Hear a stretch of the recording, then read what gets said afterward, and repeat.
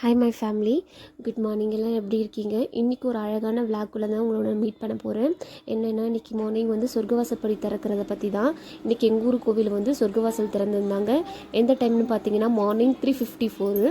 So இன்னிலிருந்து ஜனவரி 8 வரைக்கும் சொர்க்கவாசப்படி வந்து திறந்திருக்குன்னு சொல்லியிருந்தாங்க.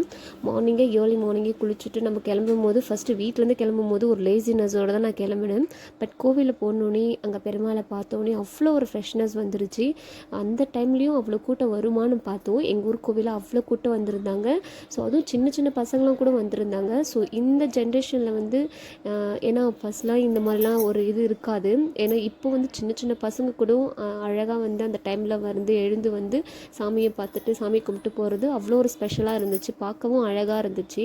ஸோ இன்னையோட விசேஷம்னு பார்த்திங்கன்னா நம்ம பெருமாளுக்கு தான். ஏன்னா வைகுண்ட ஏகாதசியில் இன்றைக்கி பெருமாளுக்கு சொர்க்கவாசப்படி திறந்திருக்காங்க. உங்கள் ஊர் கோவிலும் கண்டிப்பாக எல்லா ஊர் கோவிலுமே திறந்திருக்கும்.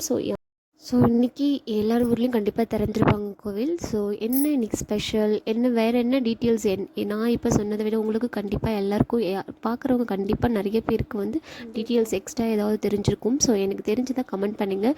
நெக்ஸ்ட்டு வந்து நான் ஏதாவது தப்பாக பேசியிருந்தாலும் அது மிஸ்டேக்கை நான் மாற்றிக்கிறேன். ஸோ இதுதான் பெருமாள். இவரை பார்த்துட்டு தான் இன்றைக்கி நம்ம காலையிலே வேலையை ஸ்டார்ட் பண்ணியாச்சு.